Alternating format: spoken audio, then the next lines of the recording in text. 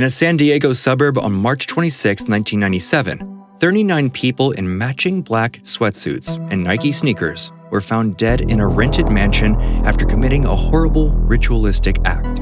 They were a religious group called Heaven's Gate, the first American cult to use the internet to recruit new members. Today, on Scream to Screen, we're going to take a deep dive into the true story behind the Heaven's Gate cult and how this strange group's influence can still be felt today. But before we do that, make sure you subscribe to The Graveyard Shift and let us know in the comments which true-life ghost stories you'd like for us to cover in the future. Despite the web eventually becoming vital to not only how the group spread their message, but also how they kept the lights on, Heaven's Gate origins were surprisingly more than analog. In the early 1970s, before they came to be known as followers as Bo and Peep, founders Marshall Applewhite and Bonnie Nettles were a Texas music teacher and nurse who met during one of Applewhite's stays in a psychiatric institution. Applewhite had recently been fired as a music professor at the University of St. Thomas after administrators learned he had sex with a male student. Applewhite then sought a cure for his homosexual urges, which led him to the psychiatric institution. He wanted to find a way to have a platonic relationship where he could even develop his full potential without sexual entanglements. What he found with Nurse Nettles was an unlikely bond that took them both on a 6-month-long road trip and odyssey across the United States. By 1974, they assembled a group they called The Crew. The burgeoning new cult's philosophy took its roots from Applewhite's Presbyterian upbringing as the son of a minister, essentially combining the motifs and belief of extraterrestrial visitations with Christian theology. Applewhite told his new crew, and whoever else might listen, that he was the second coming of Jesus Christ and his father, God, was an alien. He also mentioned that they were living in the end of times. When reading from the Bible, they'd often focus on Revelations chapter 11, a section regarding 2 witnesses that foretold a prophecy. At the end of this prophecy, the witness would have to battle demons, which Applewhite and Nettles gave the name the Luciferians. Applewhite and Nettles were science fiction fans, both loved Star Wars and Close Encounters of the Third Kind, and applied this pop sci-fi approach to many of the new religion's teachings. The central belief behind all of this was their concept of reaching the next level. The next level meant being taken aboard God's heavenly spacecraft, conveniently hidden among the rapidly approaching Hale-Bopp comet. Progressing to the next level also meant existing in a state above that of a human. Applewhite's followers' commitment to being worthy of this honor became honed to a lethal point by living in isolated compounds in Salt Lake City, Denver, and Dallas-Fort Worth before moving to their final stop in Southern California. Not only did members abandon their family and turn over all their money to Heaven's Gate, cult members were asked to cleanse their bodies of the impure influence of things like fast food and impure sexual thoughts. This often involved the Master Cleanse, invented in the 1940s by Stanley Burroughs and republished in 1976 in his book The Master Cleanser. Cult member Rio D'Angelo, real name Richard Ford, told Newsweek that the group took it even further than the book's recommendation and drank nothing but the mix of lemonade, cayenne pepper, and maple syrup for 3 entire months. The group made news early on in their history when in September 1975, the group visited the small town of Waldport, Oregon, to give a lecture on how UFOs were soon going to make contact with the human race. According to an article in the New York Times, nearly 150 people packed into a motel hall to hear Applewhite's lecture. While many in town dismissed the whole affair as a joke, 20 people, or about 1 in 30 residents of the town, packed up, told their loved ones goodbye, and drove off with Applewhite and Nettles. Interestingly, according to the New York Times, reporting more than a decade later, none of these Oregon residents from 1975 were among those found dead in the mass suicide of 1997. Perhaps the price of interplanetary travel, namely ritual self-destruction, was a bit too steep for them. Though originally, the cult had promised members that they wouldn't have to die to ascend to a higher plane. But that changed when Nurse Nettles died from cancer in 1985. After losing his partner, Applewhite amended his teachings to say that members would be given a new body in the next level, which meant that their original bodies wouldn't necessarily be going with them when they left Earth. This didn't sit well with many members, and Applewhite was desperate to keep his crew together, as well as expanded. He'd find a way to do both, as well as make a little money when the internet was introduced to the consumers in the early 1990s. Ever forward-thinking, Applewhite and his acolytes began to pay for their increasingly bizarre and brutal lifestyle by building websites. The group ran a firm called Higher Source, and they included in their customer base the San Diego Polo Club, a local tapiary company, and even a Christian music store. The group practiced what is called Higher Source computer programming in Java, Visual Basic, SQL, and C++. The early days of the World Wide Web was a time where many made their fortune, and while Heaven's Gate never made it rich, they prospered enough to make a name for themselves.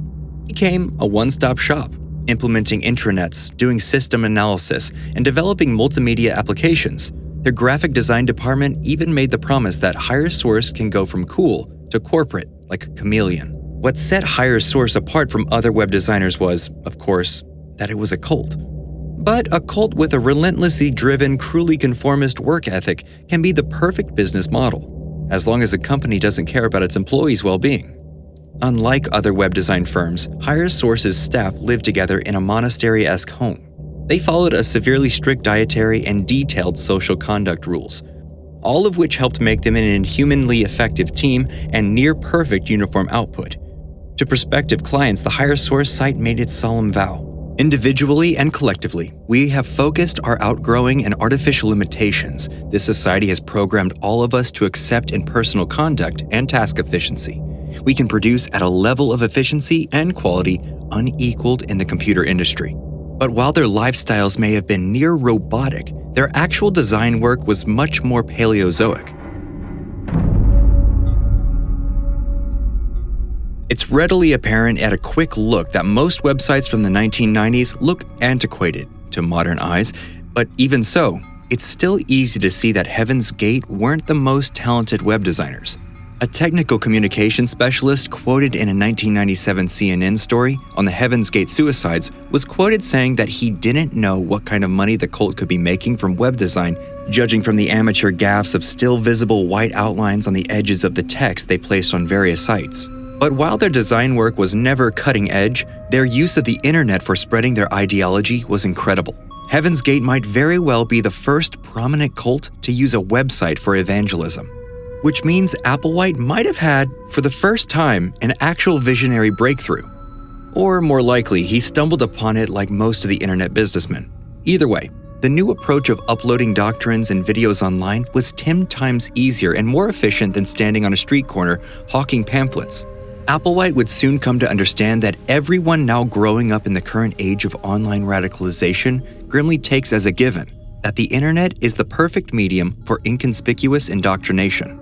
But in the case of Heaven's Gate, indoctrination into what exactly? Though the 39 dead members of the cult, including Applewhite, were found on Wednesday, March 26, 1997, coroner's reports showed that the suicides were not simultaneous.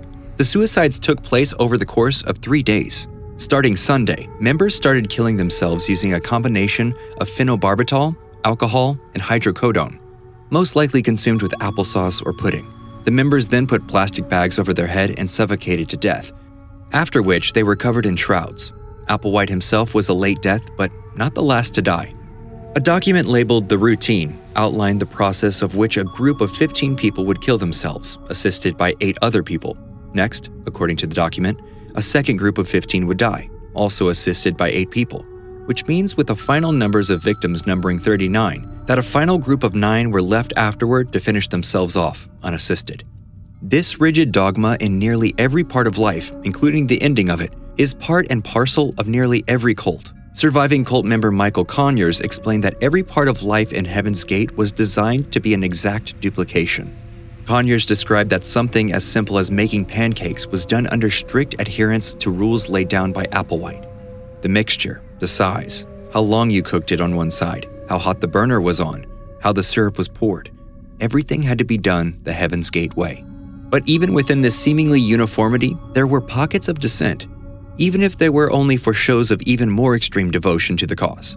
Because Applewhite's next level was a place without physical bodies as well as a place without gender, and this thinking led to the voluntary castration of Applewhite himself, along with 8 other male members of the cult. Long tormented by his own sexuality, Applewhite instituted a strict no sex, no human-level relationships, no socializing rule for the entire group.